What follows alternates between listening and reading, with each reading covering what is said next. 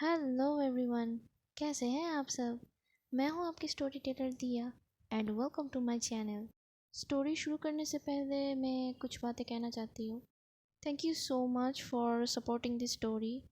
और हाँ, आप लोग अपने ओपिनियंस भी शेयर कर सकते हैं इस स्टोरी के रिगार्डिंग कमेंट सेक्शन में। I would love to read all the comments.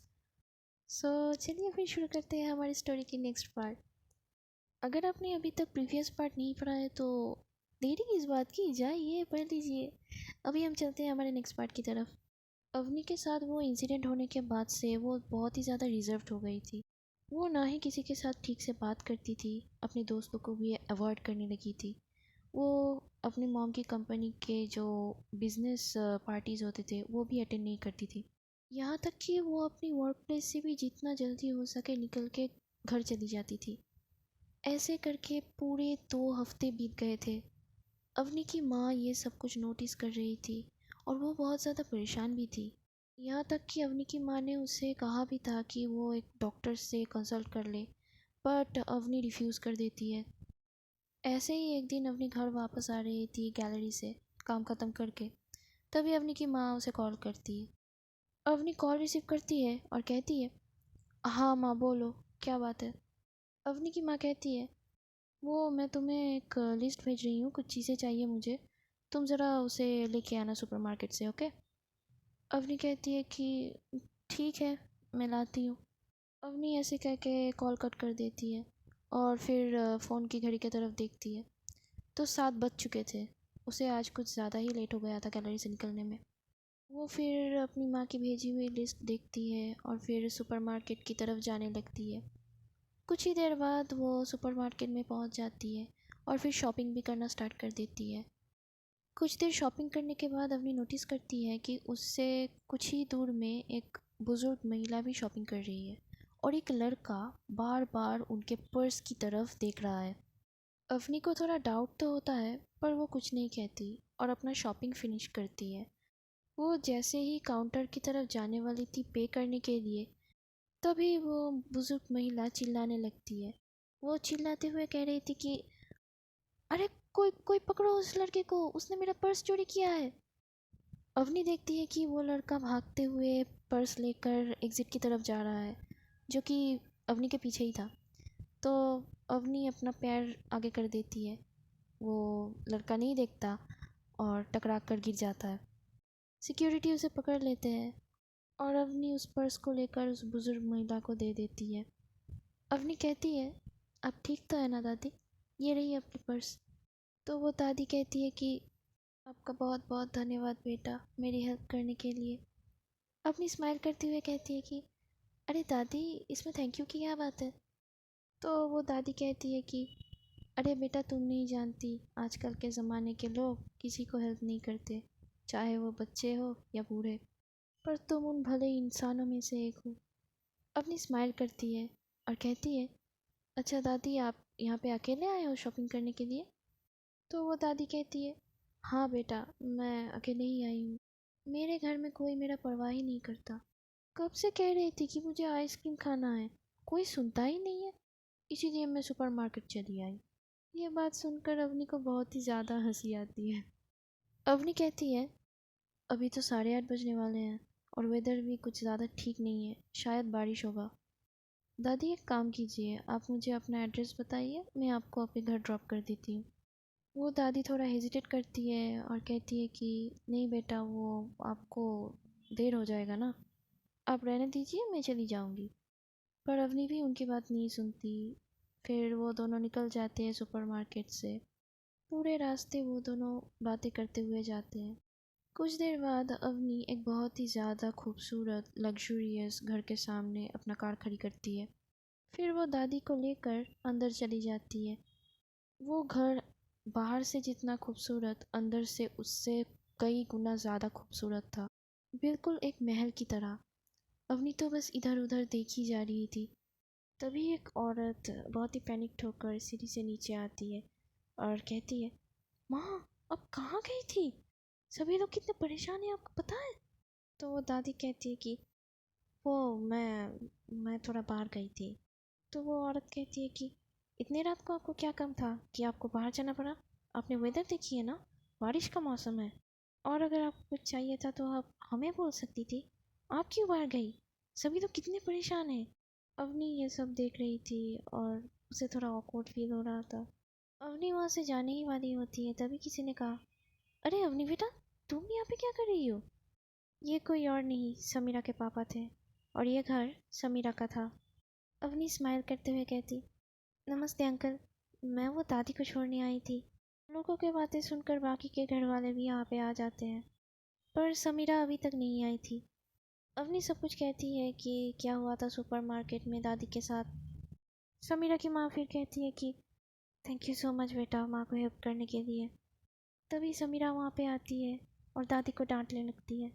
वो इतनी परेशान थी कि वो अवनी को नोटिस ही नहीं करती। वो दादी को कहती है, दादी ये क्या बचपना है, अगर आपको कुछ चाहिए था आप मुझे कह सकती थी, आपको क्या ज़रूरत था वहाँ जाने का? तो समीरा के पापा कहते हैं, शुक्र मनाओ कि अवनी वहाँ पे थी, वरना पता नहीं क्या हो जाता। अवनी का नाम सुनते ही समीरा उसकी तरफ देखती है। वो थोड़ी शॉक्ड हो गई थी। समीरा की माँ अवनी को कहती है, बेटा तुम डिनर करके जाना। तो अवनी कहती है, नहीं नहीं आंटी, मैं किसी और दिन आऊँगी, मॉम चिंता कर रही होंगी, मैं अभी चलती हूँ।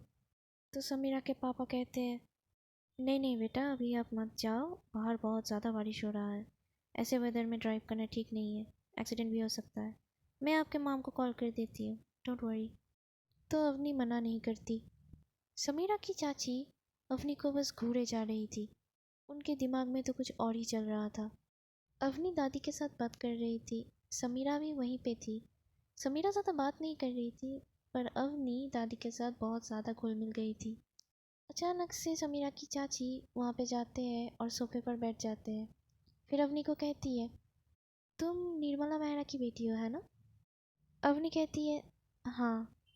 तो वो चाची कहती है, मैंने आपके माँ के बारे में बहुत कुछ सुना है, वो बहुत ज़्यादा फेमस है, पर मीडिया में तुम्हारे बारे में कुछ नहीं सुना।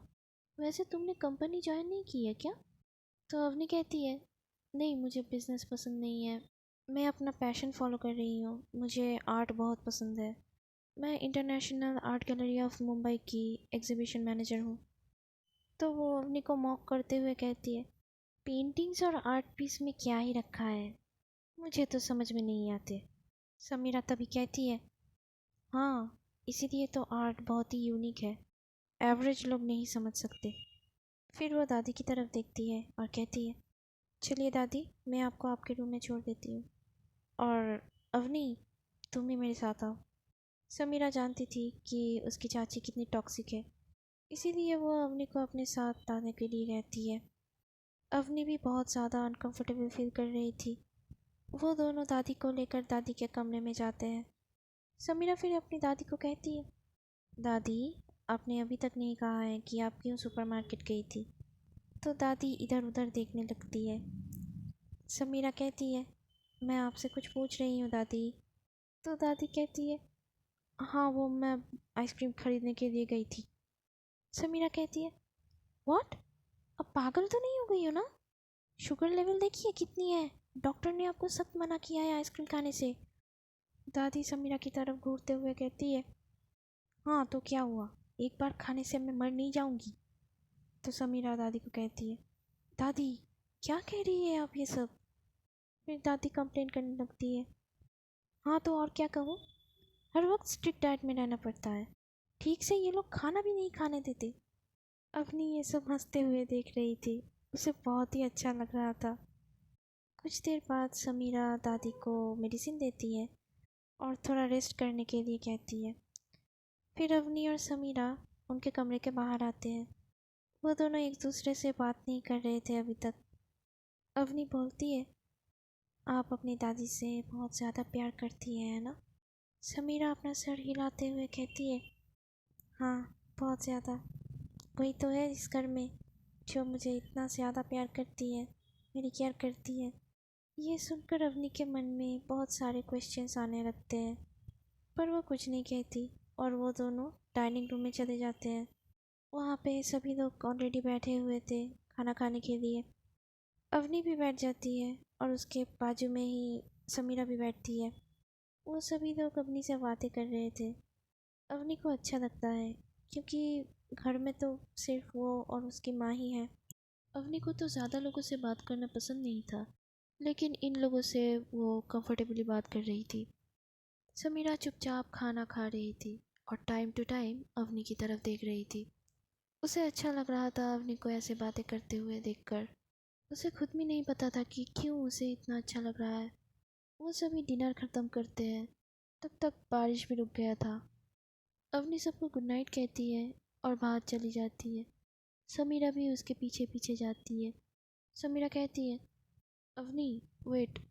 अवनी उसकी तरफ टर्न करती है। समीरा उसकी तरफ नहीं देख रही थी। वो इधर उधर देखते हुए कहती है, वो मैं तुम्हें थैंक यू कहना चाहती हूँ। थैंक यू सो मच मेरी दादी को हेल्प करने के लिए। समीरा यूजुअली कभी किसी को थैंक यू नहीं कहती थी, इसीलिए उसे थोड़ा प्रॉब्लम हो रहा था अवनी को थैंक यू कहने में।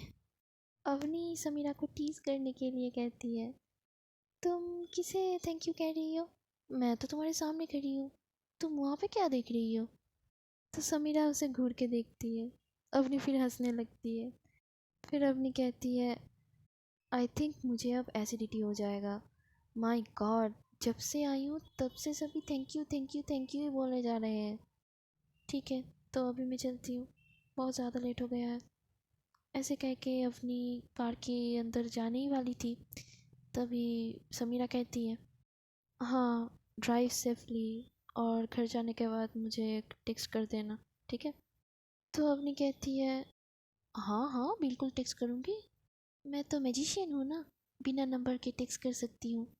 तो समीरा कहती है, हाँ ठीक है, इतनी भी ज़्यादा सरकास्टिक होने की ज़रूरत नहीं है, नंबर ले लो मेरा। तो अवनी कहती है, अच्छा आपको मेरा नंबर चाहिए था, ये मुझे पहले ही बोल देती, इतना सारा ड्रामा करने की कोई ज़रूरत नहीं थी। तो समीरा कहती है, क्या तुम्हें हर वक्त मजाक ही सोचता है क्या? ठीक है मैं जा रही हूँ, गुड नाइट।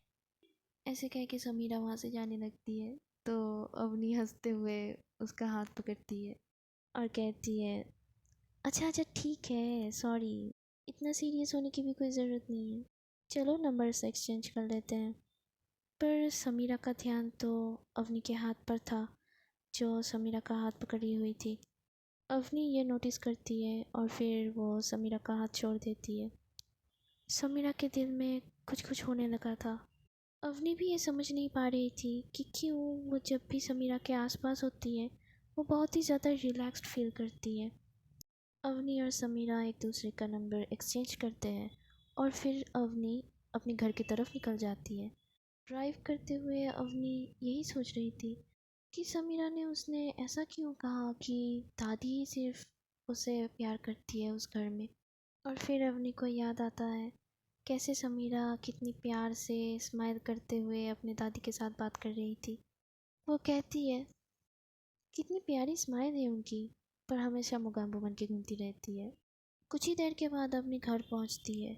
वो अपनी माँ से कुछ बातें करती है और फिर अपने रूम में चली जाती है। वो तो भूल ही गई थी कि समीरा ने उसे टेक्स्ट करने के लिए कहा था। वो शावर लेती है और फिर कमरे में आती है। तभी उसके फ़ोन में एक नोटिफिकेशन आता है। समीरा ने टेक्स्ट किया था, घर पहुंच गई हैं आप?